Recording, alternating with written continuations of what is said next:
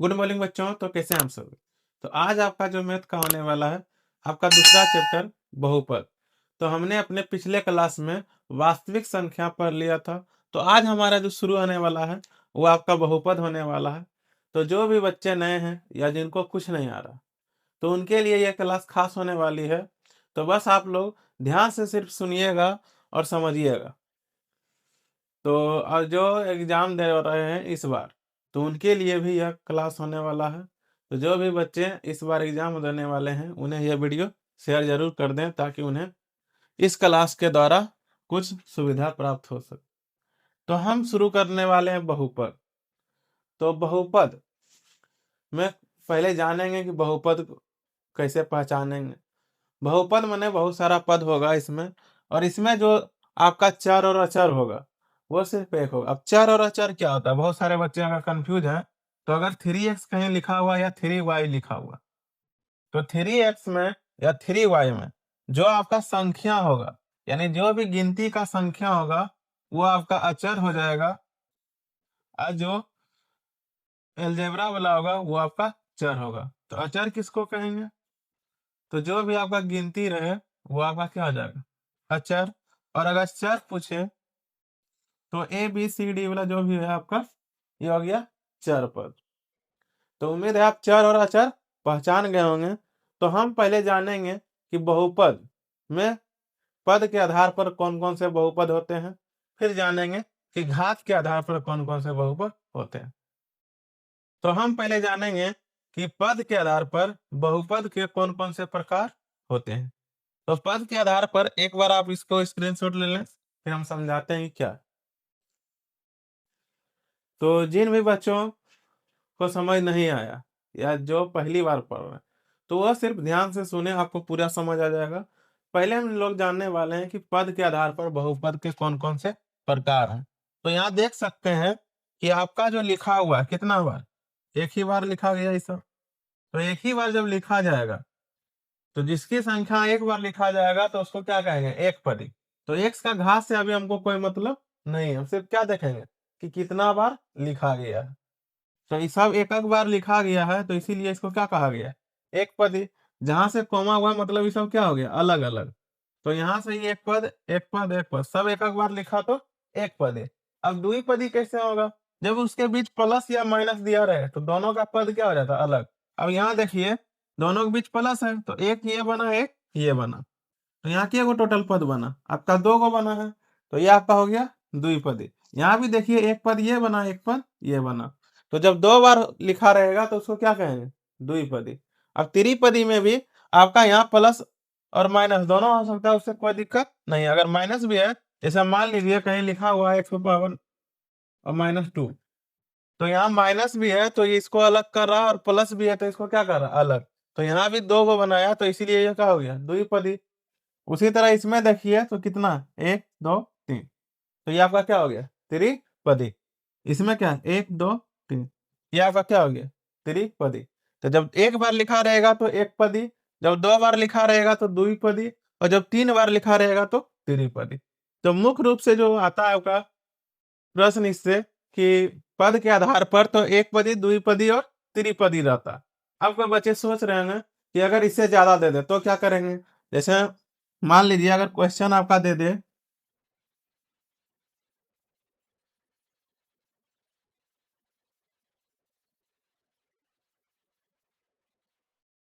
अब आप लोग देख रहे हैं यहाँ क्या गो दे दिया? चार गो। आप लोग सोच रहे होंगे अभी तक हम तीन गो ही बताएं, तो इसमें क्या लिखेंगे? तो यहाँ एक दो तीन चार। तो जब चार है तो इसको चार लिख सकते हैं डायरेक्ट, या आप लिख सकते हैं चतुर्थ पदी। तो दोनों में से कोई एक ऑप्शन रहेगा, या तो एक दो तीन ऐसे ऑप्शन में रहेगा तो चार रहेगा, उसको चार मार देंगे। इसी तरह अगर पांच बार लिखा रहेगा तो उसमें पांच हो जाएगा, छह बार रहेगा तो छह हो जाएगा। तो उम्मीद है आप पद के आधार पर बहुपद पहचान गए होंगे। अब हम लोग जानेंगे कि घात के आधार पर बहुपद कौन कौन से हैं। तो अब हम लोग जानने वाले हैं कि घात के आधार पर बहुपद कौन कौन से होते हैं। तो घात और पद दोनों में अंतर, जैसे अगर आपका कहीं लिखा हुआ है x⁻5, तो ये जो नीचे है इसको आधार बोलते हैं। आधार ये आपका क्या होता है? पद। तो इसको क्या कहते हैं? आधार। इसको कहते हैं आधार, और ये जो ऊपर में लिखा है इसको कहते हैं घात। तो उम्मीद है आप घात समझ गए होंगे क्या होता है। जो ऊपर में लिखा होता है उसको घात कहते हैं। अब जैसे घात के आधार पर भी बहुत पद के अलग अलग प्रकार हैं, तो एक बार आप इसका स्क्रीनशॉट ले लें, फिर एक एक करके इसके बारे में बात करते हैं। तो एग्जाम में बहुत बार पूछता है कि रैखिक समीकरण का घात कितना होता है। तो रैखिक बोले तो इसका देख सकते हैं कि घात क्या है। घात का अर्थ है, यहाँ देखिए, इसमें हमको ये नहीं देखना कि कितना बार लिखा है। अगर घात पूछेगा तो ऊपर में देखेंगे, तो ऊपर में इसके कुछ नहीं आए तो एक रहता है, जिसके ऊपर कुछ नहीं रहे तो उसके ऊपर एक रहता है। तो इस सब के ऊपर देख सकते हैं कि इसके ऊपर कुछ नहीं था, तो क्या एक है। अब यहाँ बहुत सा देख रहे हैं 2 बार लिखल है, तो हमको ये नहीं दिखना है कि कितना बार लिखा हुआ है, उसमें देखेंगे कि चर का अधिकतम घात कितना। तो यहाँ चर किसके पास है, 2 के पास, 6 के पास नहीं है। अब 2 के पास x है, तो x के ऊपर कुछ नहीं लिखा है, तो अभी बोले थे जब कुछ नहीं हो तो क्या एक रहता है। उसी तरह यहाँ देखिए चर क्या है, y, और 7 के पास y नहीं है, तो ये जरूरी नहीं है कि सिर्फ आपका x ही रहेगा। यहाँ y z कुछ भी रह सकता है, तो जो भी चर रहेगा उसका हम घात देखेंगे। तो यहाँ y है, y का अगर हम घात देखें तो y पर कुछ नहीं दिख रहा, तो कुछ नहीं तो एक है, तो जिसका घात एक रहेगा वो आपका हो जाएगा एक पदी बहुपद या रैखिक बहुपद। तो उम्मीद है आप एक पदी समझ गए होंगे। अब अगर दूसरा में देखें तो इसका देखिए चर का हमको क्या देखना है, घात, और चर से हमको कुछ नहीं मतलब कि आगे क्या लिखल है। तो यहाँ चर x है, तो x के ऊपर में कितना है, 2। तो जब x का ऊपर में 2 है तो ये क्या हो गया आपका द्विघात, यानी जितना घात रहेगा उतना ही घातीय होगा। तो 2 है तो क्या हो गया द्विघातीय। इसमें देखिए x यहाँ है, यहाँ तो x नहीं है, तो जहां जहां x है उसका देखिए पहले, इसके ऊपर कुछ नहीं तो एक है, इसके ऊपर है 2। अब 1 और 2 में बड़ा कौन होता है, 2, तो हमेशा बढ़ा लेते हैं, तो इसीलिए ये क्या हो गया द्विघातीय। अब यहाँ देखिए लिखा हुआ है 2x², तो x का अधिकतम घात 2, तो इसीलिए यह क्या हो गया द्विघातीय। उसी तरह अगला में देखें कि आपका जो दिया हुआ है त्रिघातीय, यानी x का अधिकतम घात कितना होना चाहिए 3, तो उसको क्या कहेंगे त्रिघातीय।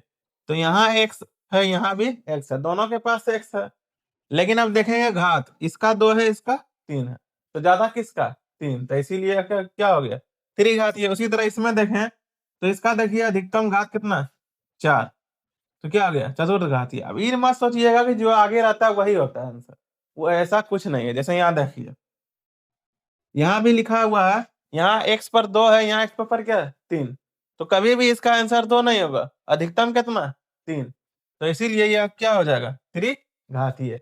तो घात में सिर्फ आगे वाला नहीं लेते हैं, बल्कि जिसका चर का घात अधिक होगा वही उसका आंसर होगा। तो उम्मीद है आप घात और पद के आधार पर बहुपद समझ गए होंगे। तो कुछ एग्जाम्पल से और समझते हैं, ताकि आपका जो भी डाउट है वो आपका पूरी तरह से क्लियर हो जाए। तो करते हैं शुरू। यहाँ हम कुछ बहुपद का उदाहरण लिए हैं, जिससे कि आपका जो भी डाउट है वह पूरी तरह से क्लियर हो जाए। और अगर आपको कहीं भी समझ नहीं आता है तो आप कमेंट बॉक्स में बता सकते हैं। तो एक बार आप चाहे तो इसका स्क्रीनशॉट ले सकते हैं, फिर हम आगे बढ़ते हैं। तो हम पहला देखते हैं, पहला क्या बोला है पद। तो जब पद बोले तो हमको x का घात नहीं देखना। जब पद बोलेगा तो देखेंगे कितना बार लिखा, कितना बार 2 बार, तो ये आपका हो जाएगा द्विपदी। ठीक है, तो उम्मीद है पद समझ गए। अब अगर घात में चलेंगे तो घात में हमको पद नहीं देखना, हमको देखेंगे चर का अधिकतम घात। तो चर किसके पास है 2 के पास, 6 के पास आपका चर नहीं है। तो जब 2 के पास चर है तो 2 जो चर दिया हुआ है वो क्या है x, तो x के ऊपर में कुछ दिख रहा है। जब कुछ नहीं दिख रहा तो क्या होता है एक, और जब एक होता है तो ये वहां पर क्या हो जाएगा एक घातीय। तो उम्मीद है समझ गए हैं कि जब पद बोलेगा तो नीचे देखेंगे कितना बार लिखा है, और जब देखेंगे घात पूछा है तो देखेंगे कि x या y वहां जो भी दिया है तो उसका ऊपर कितना लिखा हुआ था, ऊपर में कुछ नहीं तो एक रहता, तो ये घातीय। अब अगला देखें तो पद पूछा तो 1 2 3, जब 3 बार है तो ये आपका क्या हो जाएगा त्रिपदी। अब त्रिपदी हो गया पद। अब अगला पूछा आपसे क्या, घात। तो घात देखिए चर किसके पास है, इसके पास और इसके पास, और इसका अधिकतम घात कितना है, 2। इस पर पूछना है तो 1, 1 और 2 में 2 बड़ा है तो 2 लेंगे, तो ये आपका हो जाएगा द्विघातीय। अब अगला देखें, फिर पूछा पद, तो पद इसमें क्या बार है, तो 2 बार, तो ये आपका हो जाएगा द्विपदी।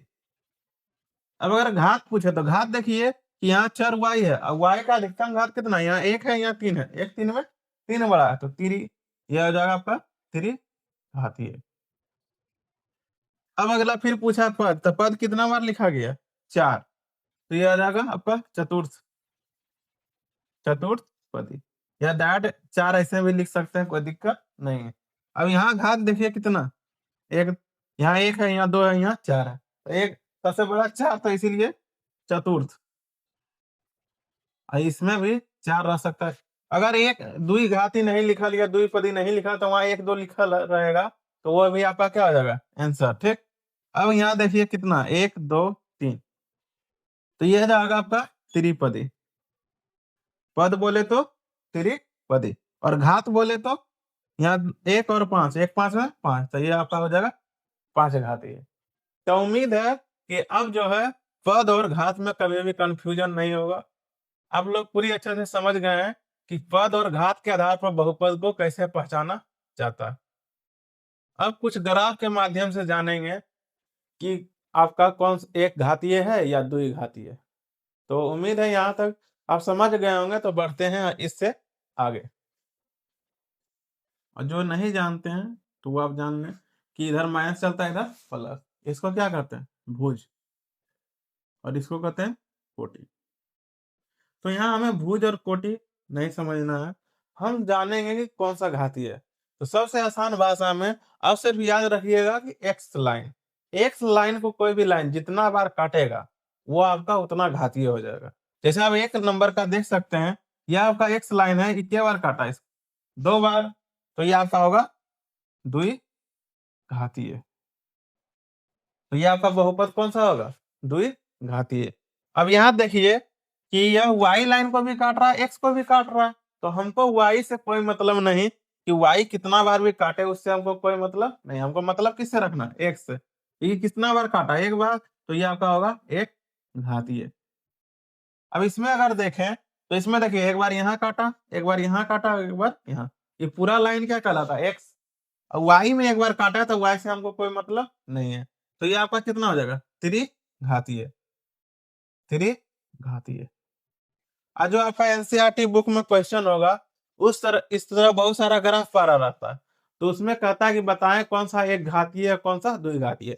तो पहला आपका क्या हो जाएगा, द्विघातीय, ये आपका हो जाएगा एक घातीय। अगर इसका आंसर लिखना हो तो यह ना तो एक घातीय है ना तो द्विघातीय, मतलब यह ना तो 1 बार काटा है ना तो 2 बार काटना, कितना बार है, 3 बार, तो ये आपका होगा त्रिघातीय। अगर खाली घात पूछेगा तो त्रिघातीय होगा।